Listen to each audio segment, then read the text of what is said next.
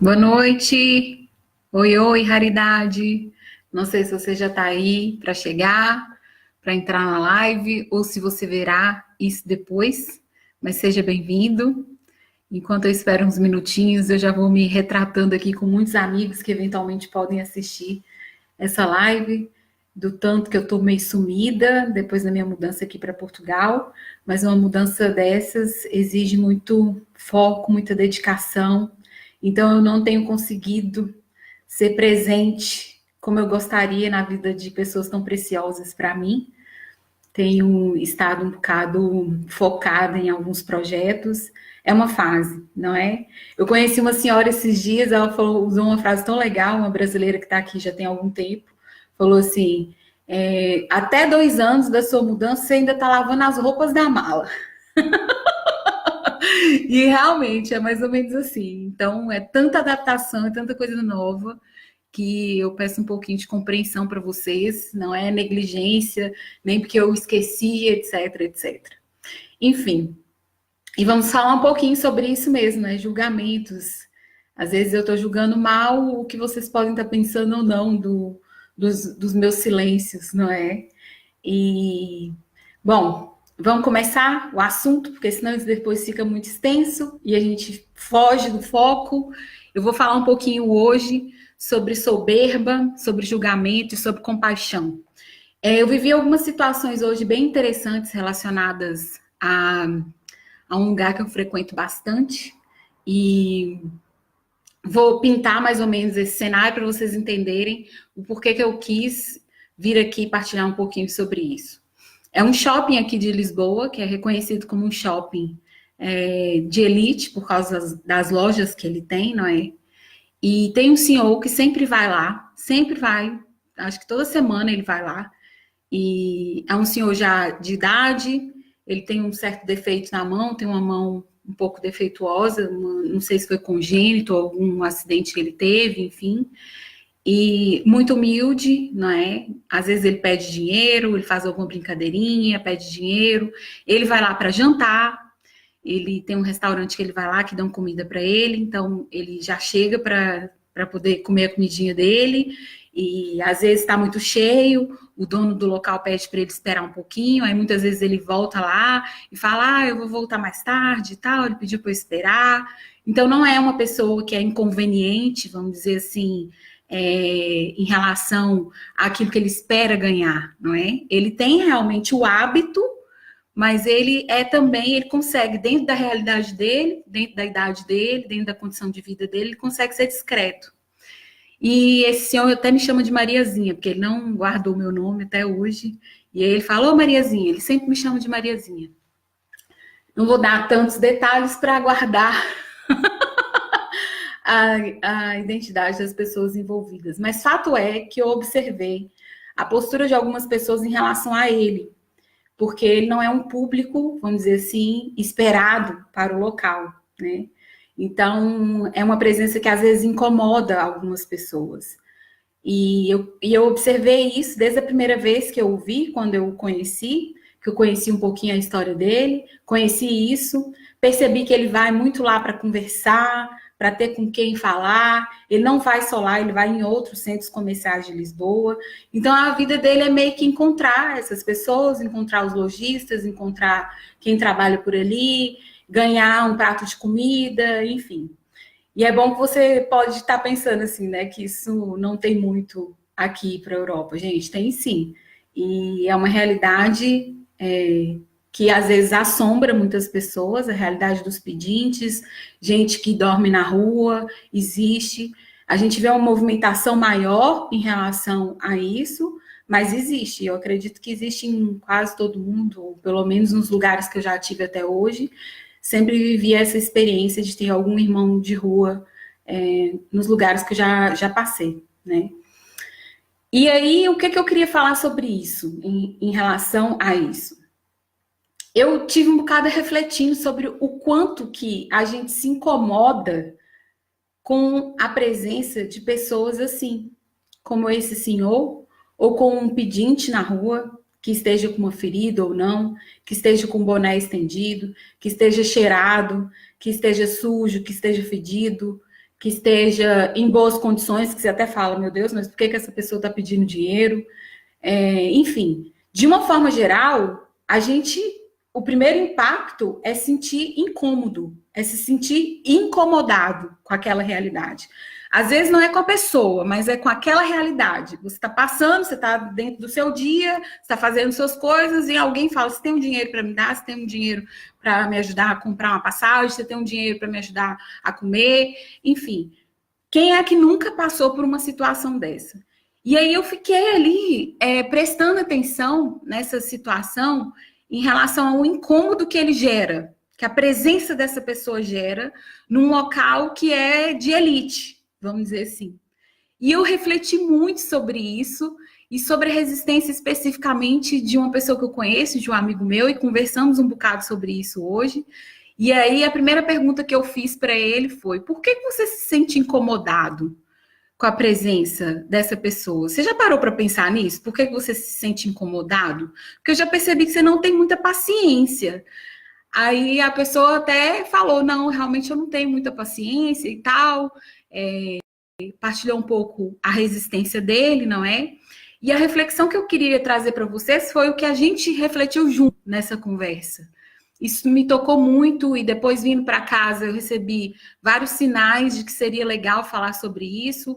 Enfim, isso vai estar aqui guardadinho no meu espaço virtual para quem quiser ver depois e refletir junto comigo, deixar aqui seus comentários se quiser. Você que está aí nessa live quiser falar um pouquinho sobre isso. Nem falei, nem respondi boa noite para quem está aí, gente, perdão. Enfim, eu fiquei...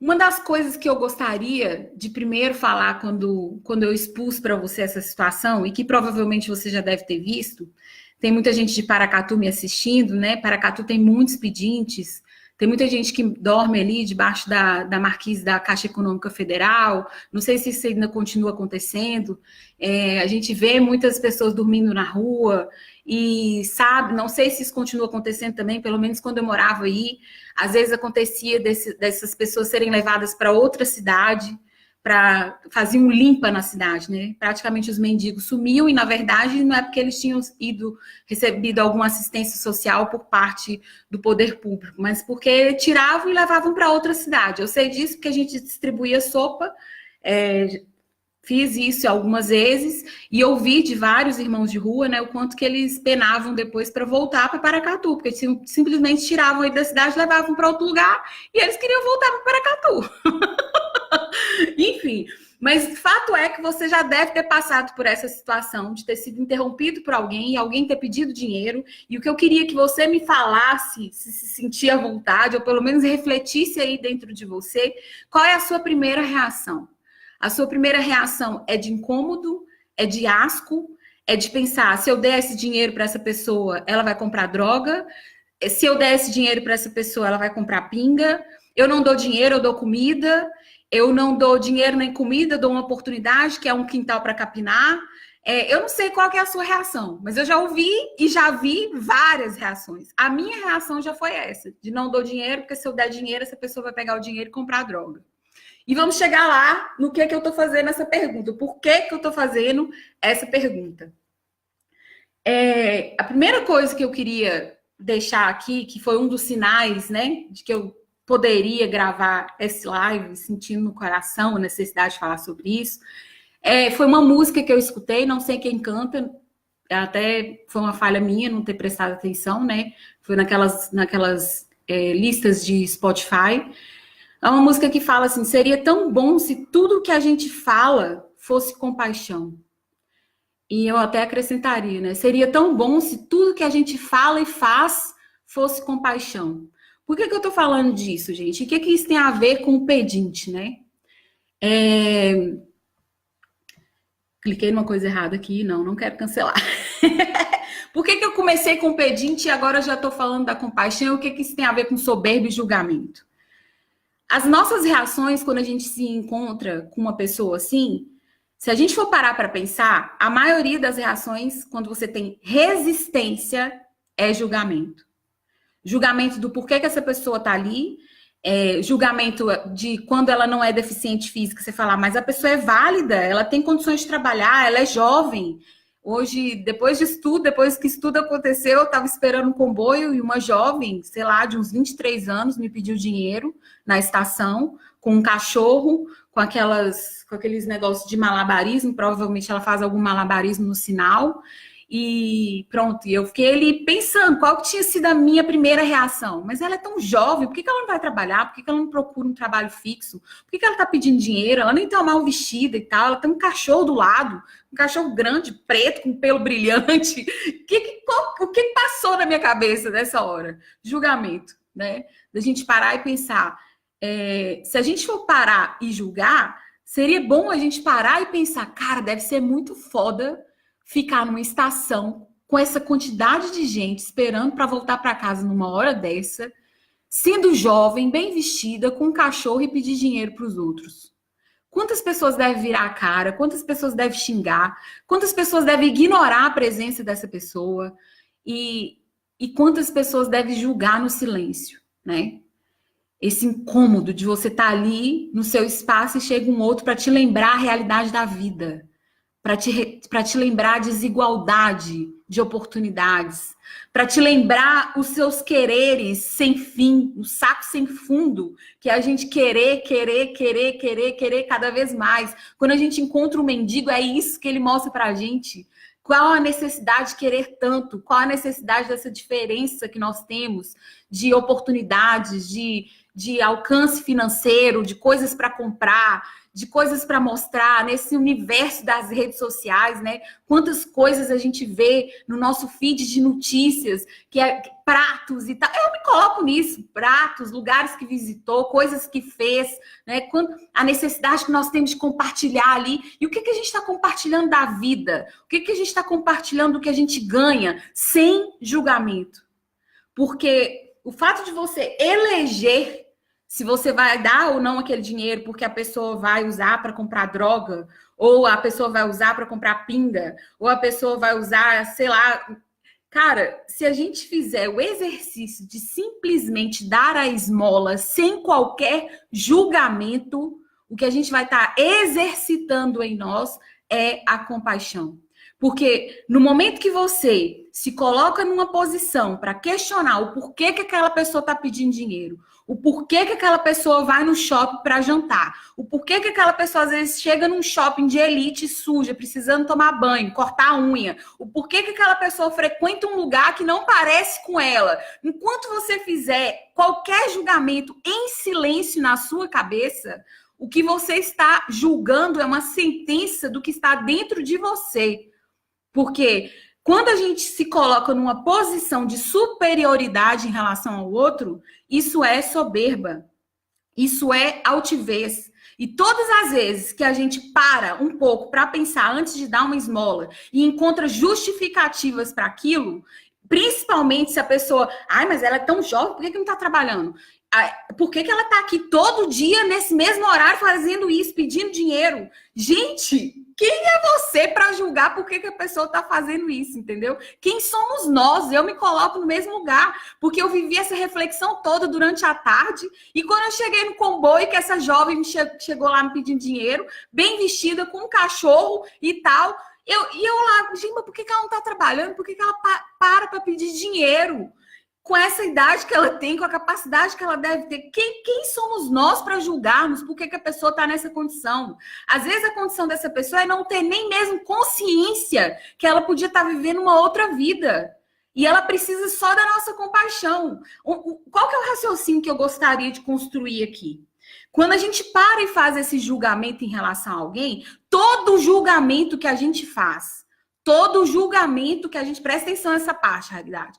Todo julgamento que a gente faz, seja em relação ao outro, seja em relação a uma situação, e o que a gente mais vê nas redes sociais hoje é alguém ter opinião e publicar opinião. Eu mesmo publico várias opiniões, mas todas as vezes que a gente para e faz um julgamento, e às vezes dá muito nome de opinião, o que a gente está fazendo é se colocando num patamar de superioridade. Por quê? Por que de superioridade? Porque você se acha no direito de dar uma sentença em relação a um acontecimento, em relação a uma pessoa. Vocês já pararam para pensar nisso?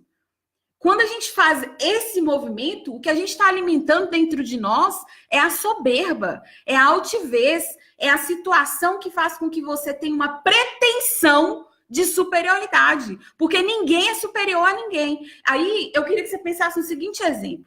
Às vezes a gente tem essa sensação com um mendigo, com uma pessoa que está num local que não se parece com ela, não é? Aí a gente pode até para os clãs, né? Pessoas que não são bem-vindas em determinadas situações que a gente viu acontecer muito na época das eleições, na época que a gente está falando muito de ser militante em favor de algum movimento, e que a gente, ao invés de se unir em relação a parar, olhar, escutar, acolher, a gente fica querendo ganhar em argumentos, ganhar num lado de estar certo ou estar errado. Gente, quem falou que tem que estar certo ou errado? Vocês estão entendendo? Quando a gente faz esse movimento de pretensão de superioridade, o que a gente está alimentando, o que a gente está revelando é aquilo que tem dentro de nós mesmos. E isso é incrível quando a gente para pensar nisso. Porque o que a gente mais faz durante o dia é julgar. Julgar situações, julgar sentimentos que nós temos, julgar pessoas que nós vimos, situações que a gente está vendo acontecer ali na nossa frente. E às vezes a gente pega um Facebook, a gente pega um amigo para conversar, a gente conta uma história e tal, e verbaliza esse julgamento, mas quantos outros julgamentos não ficam na nossa cabeça?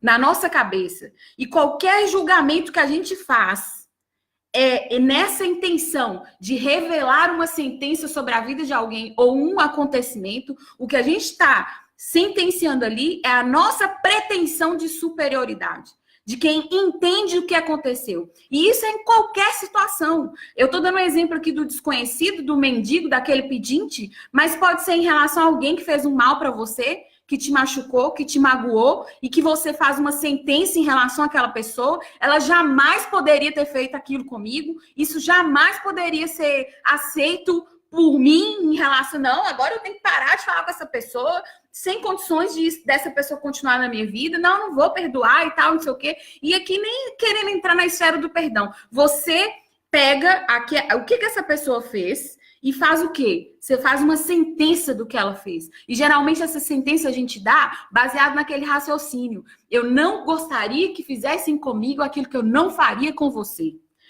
Não sei se ela vai assistir esse vídeo, mas já falei dela uma vez nos stories em relação a isso. Tia Cica, aí em Paracatu, uma vez numa adoração, usou uma frase que eu nunca esqueci na minha vida e nunca vou esquecer na minha vida.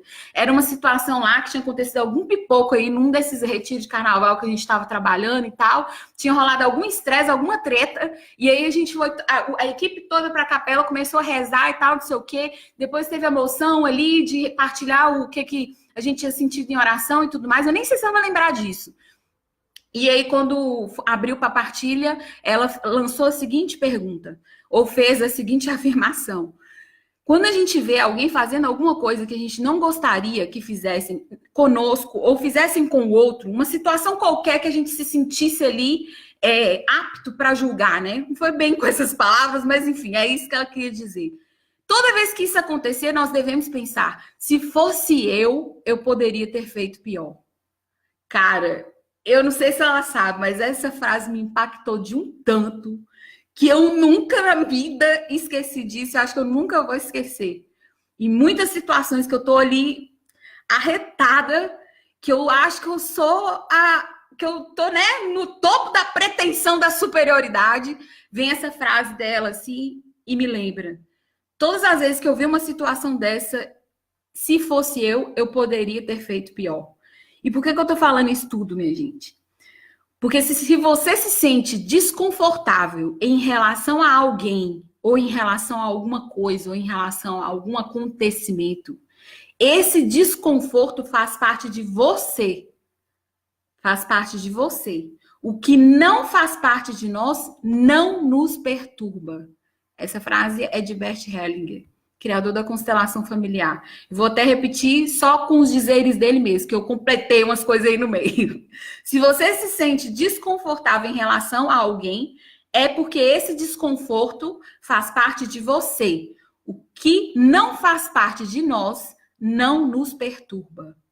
Então, Raridade, se da próxima vez você se sentir incomodado com um mendigo, um pedinte, uma pessoa nova que está pedindo dinheiro na rua e podia estar trabalhando, mas o que ele está fazendo aqui, sendo que ele nem é inválido? O que ele está fazendo aqui sujo, fedendo? O que ele está fazendo aqui bêbado? O que ele está fazendo aqui?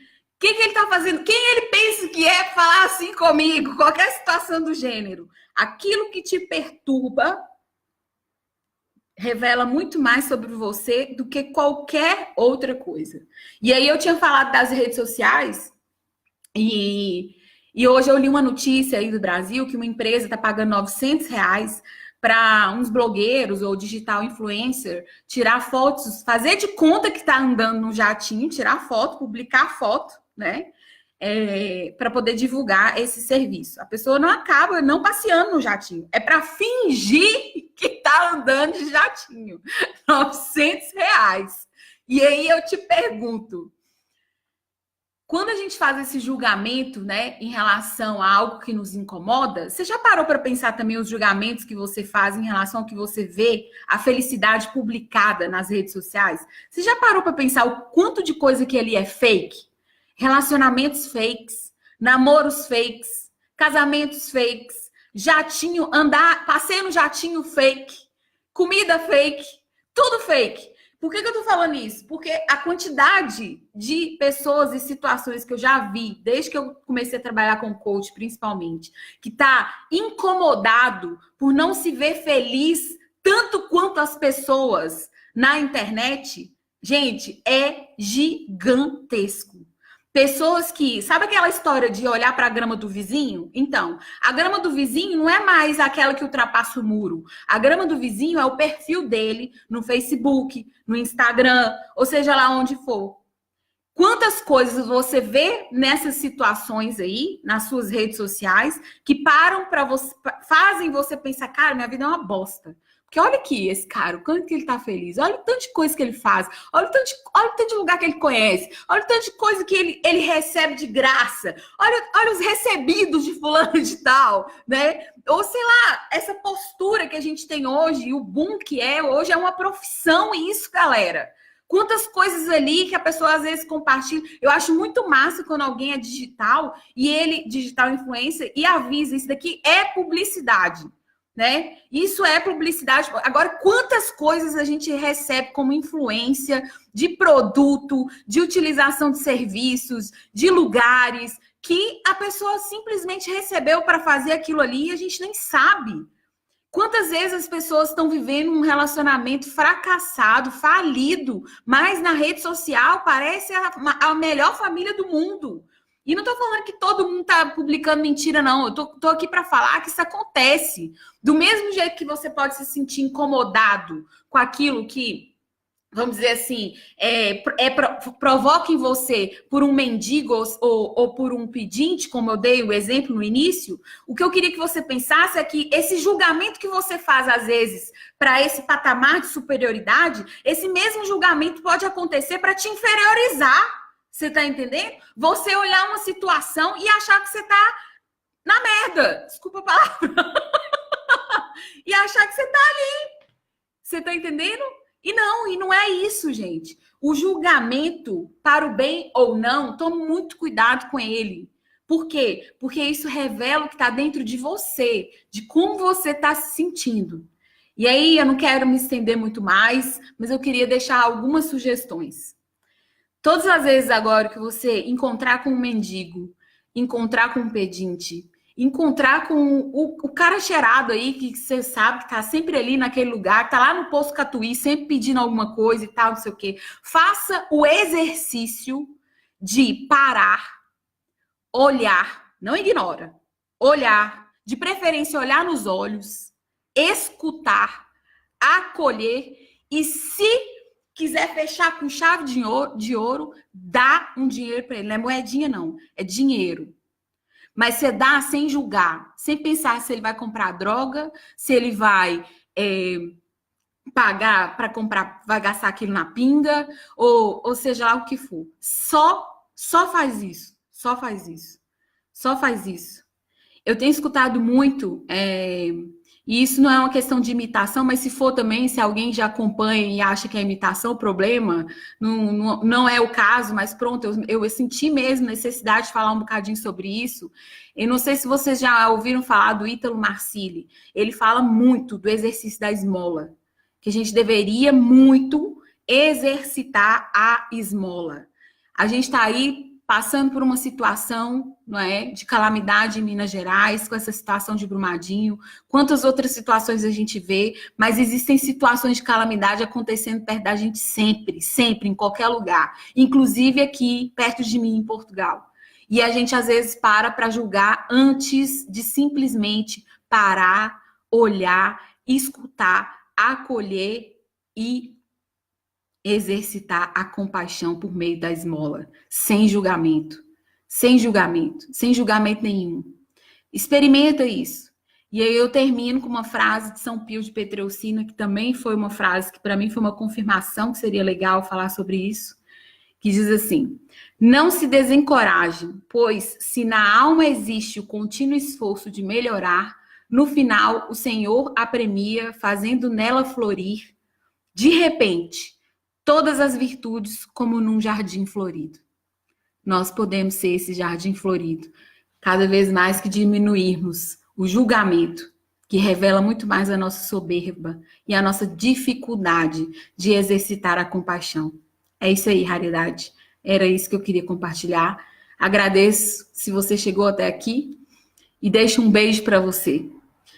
E completo, para terminar mesmo, que no exame de consciência relacionado ao autoconhecimento, a gente não chega lá se um dia a gente não parar para observar o quão soberbos nós somos em algumas situações, essa pretensão de superioridade.